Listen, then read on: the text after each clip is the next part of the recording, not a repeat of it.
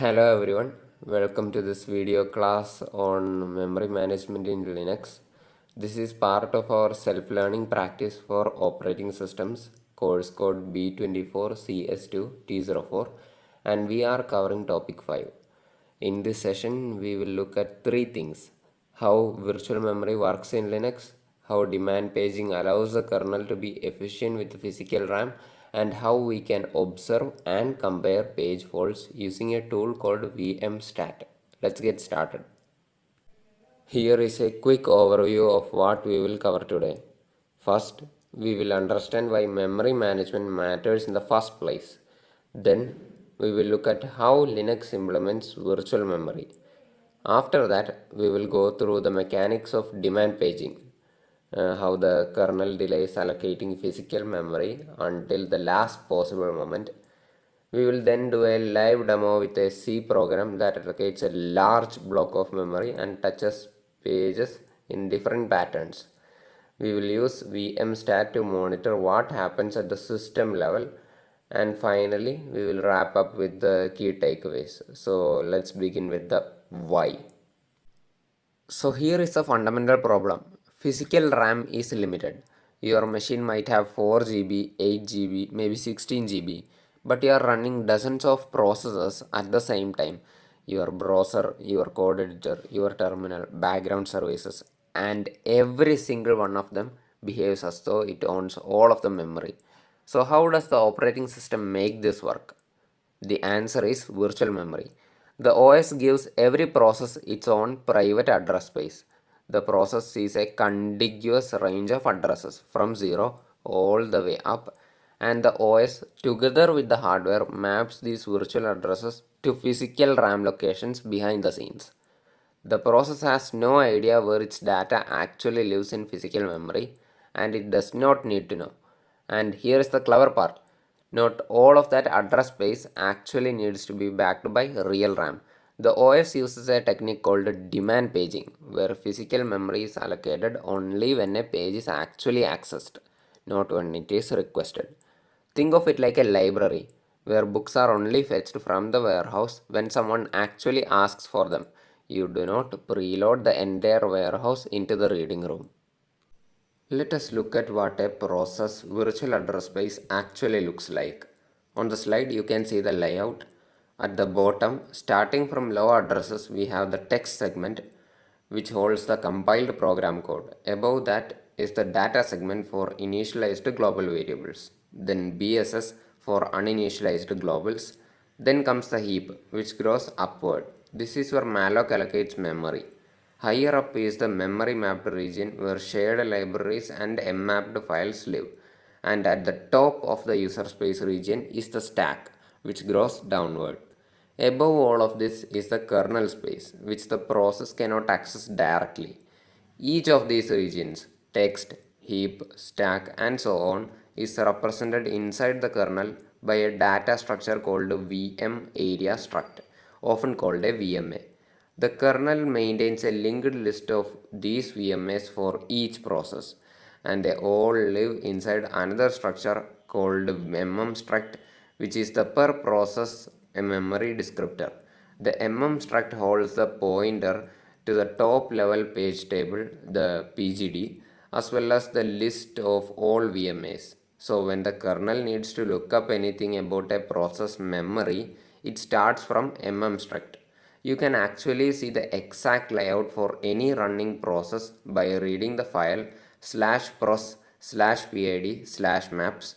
If you run cat /pros/self/maps in a terminal, you will see the memory map of the cat process itself. I encourage you to try that. Now, how does the mapping from virtual addresses to physical addresses actually work? This is done through page tables, which are hierarchical data structures that the hardware works on every memory access.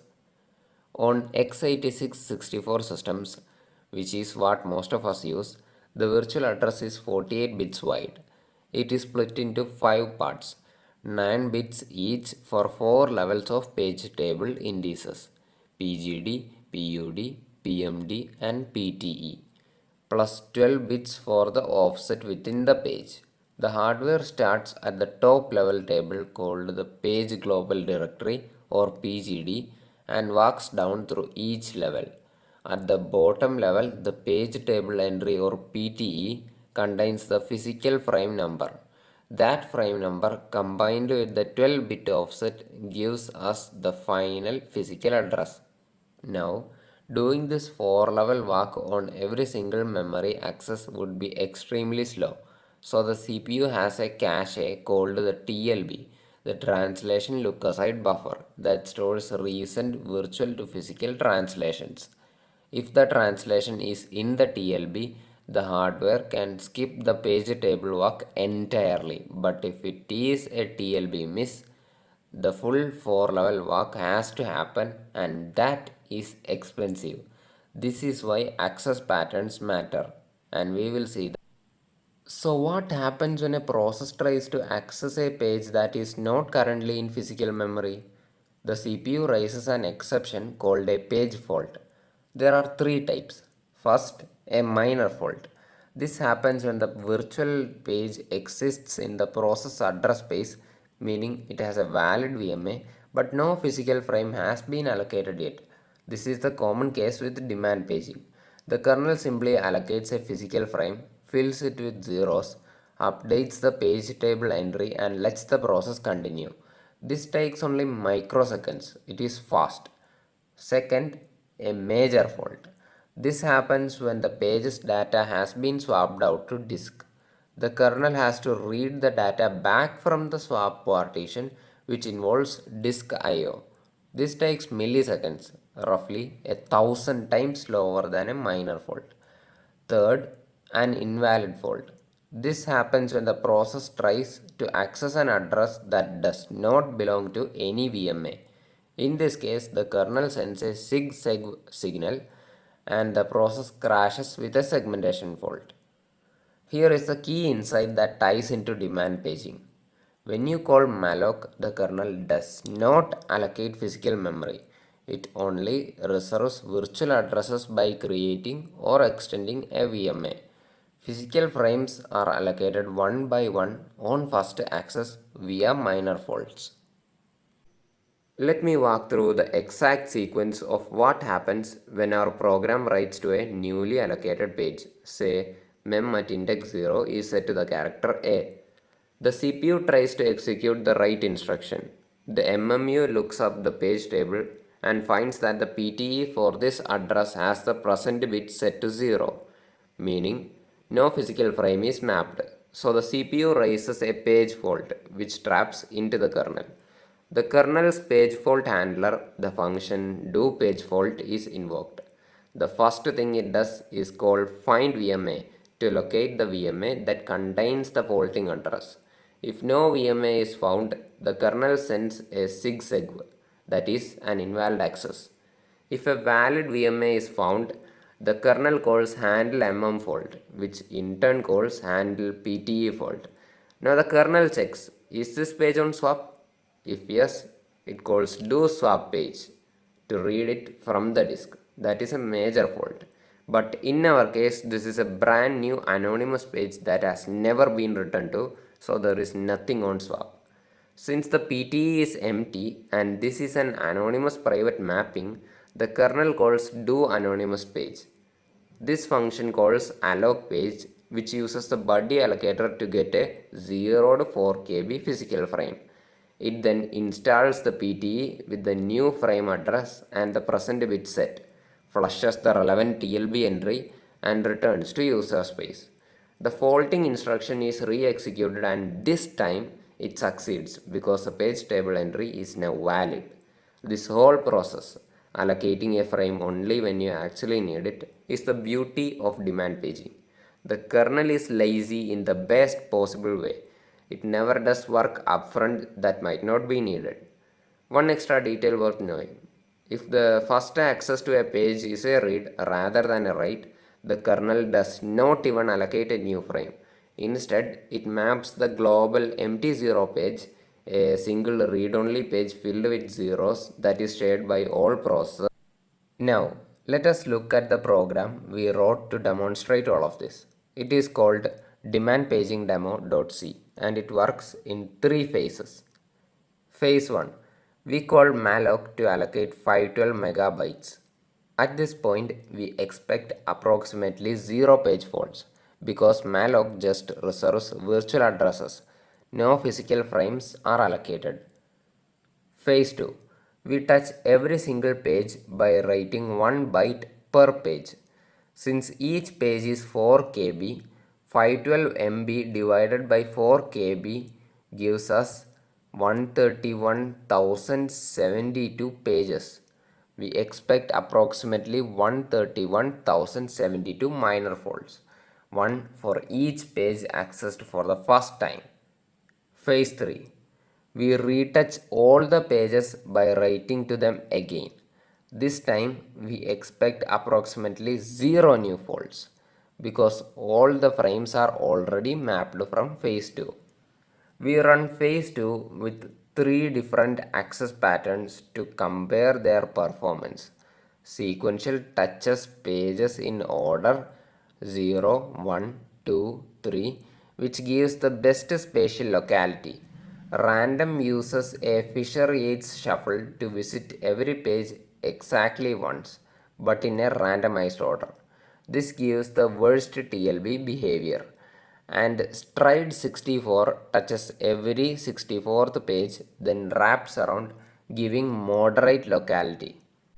We measure page faults by reading /pros/self/stat, specifically fields 10 and 12, which are the minor fault count and major fault count respectively. I strongly encourage you to go through the source code of demandpagingdemo.c yourself.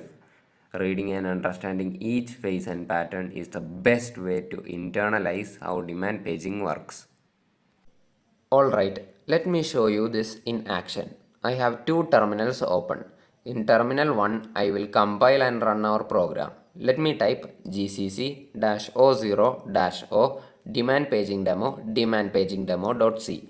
The -o0 flag disables compiler optimizations so that no memory accesses get optimized away. Now let me run it.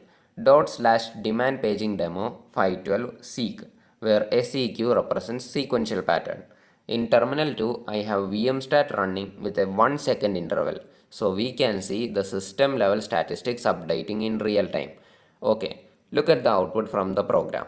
Phase 1, malloc 512 MB. Page faults after malloc, minor equals 0, major equals 0. See, exactly what we predicted.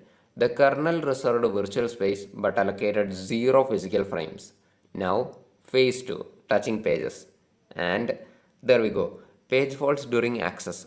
Minor equals approximately 131,072. Major equals 0. That is exactly 512 MB divided by 4 KB. Every single page caused one minor fault on first access. No major faults because we have plenty of RAM. Phase 3, retouching all pages. And the result, minor equals 0, major equals 0. All the pages were already resident in physical RAM from phase 2, so no new faults.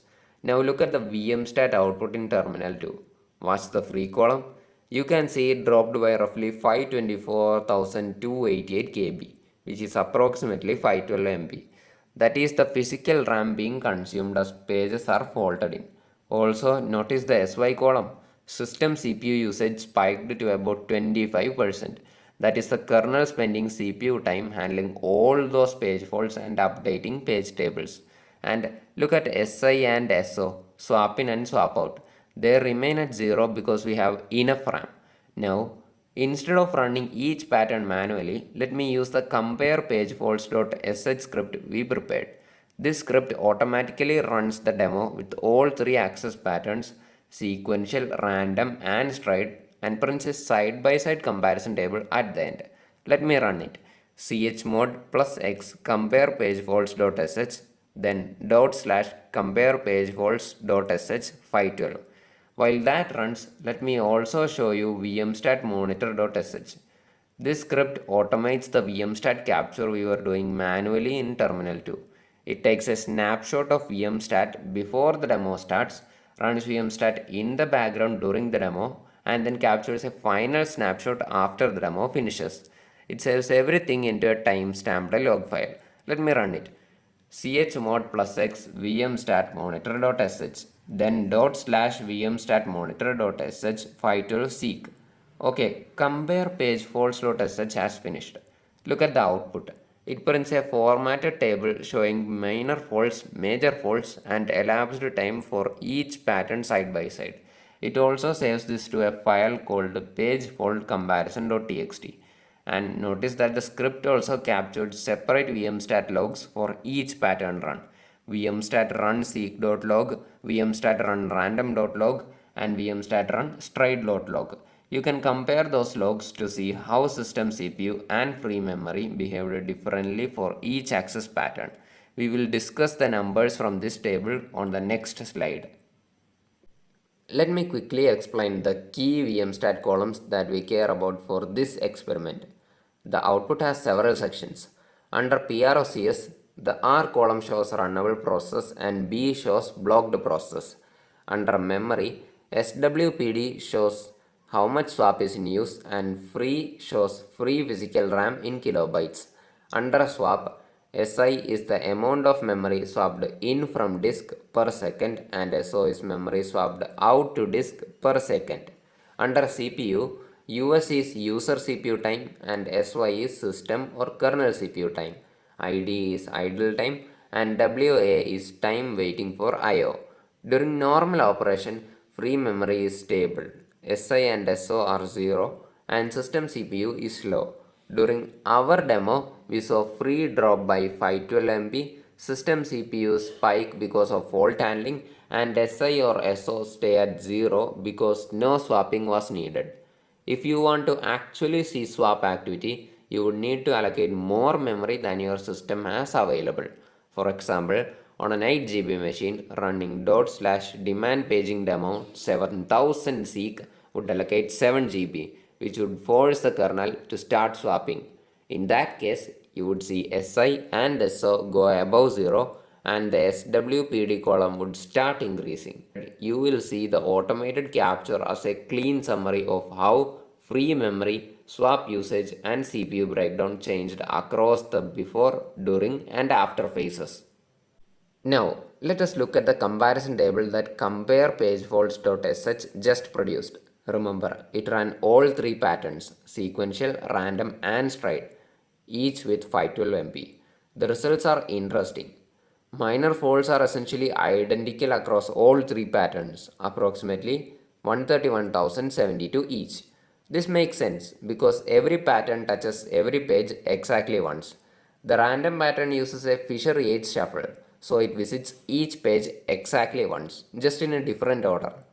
A page fault happens on first access regardless of when that first access occurs. Major faults are 0 across the board because we have enough RAM. No swapping is needed. But look at the time. Sequential took about 0.35 seconds, stride 64 took about 0.55 seconds, and random took about 0.85 seconds. Random is roughly 2.4 times slower than sequential, despite causing the exact same number of page faults. Why? The answer is TLB and cache locality. With sequential access, the CPU accesses contiguous pages. The TLB entries for recently accessed pages remain valid for nearby accesses. The CPU's hardware prefetcher can also predict and preload the next pages. L1, L2 and L3 cache lines stay warm. With random access, the TLB thrashes. Every access is to a distant page, so previous TLB entries are useless. The hardware prefetcher cannot predict the next access, and the data cache is constantly evicting and reloading cache lines. Stride 64 falls in between. It has some periodic structure that the TLB and cache can partially exploit, but the 64 page gap means there is less locality than sequential. So the takeaway here is the number of page faults does not tell the whole story. Access patterns affect TLB miswrite and cache behavior, which significantly impacts performance. So far, we have talked about what happens when memory is available, but what happens when physical RAM is full and the kernel needs to allocate a new frame? It has to evict an existing page to make room. This is called page replacement. Linux uses what is called a two-list LRU approximation, also known as a modified 2Q algorithm. There are two lists, the active list and the inactive list. When a page is first brought into memory, it goes on to the inactive list. If that page is accessed again while it is on the inactive list, it gets promoted to the active list. The kernel daemon called KSWAPD periodically scans the active list and demotes pages that have not been recently accessed back to the inactive list. The system tries to keep the active list at approximately two-thirds of the total page cache. When the kernel needs to evict a page, it picks candidates from the tail of the inactive list. These are the pages that have not been accessed for the longest time. If the page is dirty, meaning it has been modified, it gets returned to swap first. If it is clean, it can simply be discarded. This is an approximation of the LRU or least recently used algorithm. Pure LRU would require tracking the exact time of every memory access, which is impractical. Instead, Linux uses the accessed bit in the PTE hardware, which the MMU sets automatically whenever a page is read or written. The kernel periodically clears these bits and uses them to decide which pages to promote or demote. There is a pathological scenario that can occur when a process working set, the set of pages it actively needs, exceeds the available physical memory. When this happens, the system enters a state called thrashing. In thrashing, every page that the kernel brings in evicts another page that the process will need very soon. So the system spends most of its time swapping pages in and out of disk and very little time doing actual useful work. The symptoms are distinctive. CPU utilization actually drops, not because the system is idle, but because it is constantly waiting for disk I/O. If you run vmstat, you will see the SI and SO columns constantly showing non-zero values. The system becomes extremely sluggish and unresponsive. How do you fix thrashing? The most direct solution is to add more RAM. You can also reduce the number of concurrent processes so that fewer working sets compete for memory. In modern Linux, you can use C groups to cap the memory available to individual processes or containers. And at the algorithm level, there are techniques like page fault frequency, where the OS monitors the rate of page faults and adjusts the allocation of frames to keep the rate within an acceptable range. Let me briefly connect this work to the United Nations Sustainable Development Goals. SDG 4 Quality Education. This self learning practice, where we prepare and deliver a peer taught video class with hands on experimentation, directly supports inclusive and equitable quality education and promotes lifelong learning. SDG 9 Industry, Innovation and Infrastructure. Virtual memory and demand paging are fundamental innovations that enable modern IT infrastructure. They allow servers to run workloads larger than physical RAM, enabling cloud computing and server consolidation. SDG 12 Responsible Consumption and Production. Demand paging is inherently about consuming resources only when they are actually needed. By understanding and applying efficient memory management, engineers can design software that uses fewer hardware resources. SDG 13 Climate Action. Data centers account for roughly 1 to 1.5% of global electricity consumption. Efficient memory management means better RAM utilization, fewer physical servers needed, and therefore lower energy consumption and carbon emissions. Let me summarize the 6 key points from today's session. 1. Virtual memory gives every process its own isolated address space, mapped to physical RAM via hierarchical page tables and the MMU. 2. Malloc does not allocate physical RAM, it only reserves virtual addresses. Physical memory is allocated on demand, one page at a time through minor faults. 3. Minor faults which happen on first access are fast. They take microseconds. Major faults which require reading from swap disk are slow, milliseconds, roughly 1,000 times slower. 4. The access pattern does not change the number of page faults, but it dramatically affects performance because of TLB misses and cache behavior. We saw that random access was about 2.4 times slower than sequential despite causing the exact same number of faults. 5. vmstat is the go-to command line tool for monitoring memory usage, swap activity, and the CPU breakdown at the system level. The key columns to watch are free, SI, SO, and SY. 6. Understanding these concepts is essential for anyone writing system software, working in cloud infrastructure, or doing performance analysis. Memory management is not just academic theory, it directly impacts the performance of real applications. Level counters for page faults and TLB misses. Second, read chapters 9 and 10 of Silberschatz Operating System Concepts 10th edition, which cover paging and virtual memory in detail. And third, check out the OSTEP book, that is Operating Systems 3 Easy Pieces, specifically chapters 18 through 22, which are freely available online at pages.cs.visc.edu/ramsey/ostep. Also, I have prepared a detailed written report Memory Management in Linux, that covers the theoretical background, kernel level implementation details, and experimental results in greater depth. So, do give that a read for additional context. All the code and scripts we used today are available in the code directory alongside this video. Feel free to compile and run them on your own Linux machine or in a virtual machine. If you have any questions, feel free to reach out. Thanks again and happy learning.